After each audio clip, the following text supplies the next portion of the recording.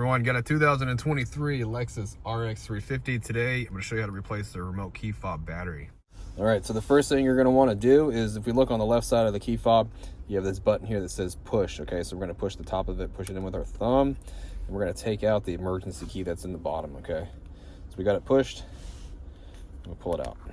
All right, now I'm going to use a flathead screwdriver right here, and there's a slot right here. See the slot? We put the screwdriver in here. It doesn't go in very far, but I'm going to turn it clockwise. Okay, and it cracks it open. See how it cracked it open?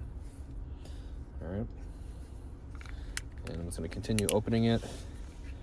All right, just like that.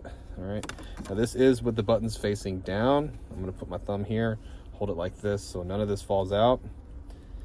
Get the flathead screwdriver. There's a little slot at the very bottom right here, and we're just going to pop the battery out of it. Okay, I'll show you what size the battery is. Battery size is going to be a CR2032 battery with the positive sign facing out towards us. I'm going to place this guy in. It's actually at the top of the remote first, and then we just push it down in there like that, and it clicks. If you need one of these batteries, if you look down in the description box, I'll have a link to Amazon. It takes you there to get a new battery. If you need a new battery, I'll also have the battery size down there, okay, if you need to actually see that. But we just get the two halves, stick them back together, and they just click back together. You just push it all back together.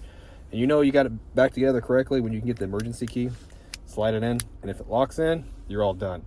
Hope the video was helpful, and if it was, I'd really appreciate if you drop me a like and leave me a comment. Hope to see you again in another video.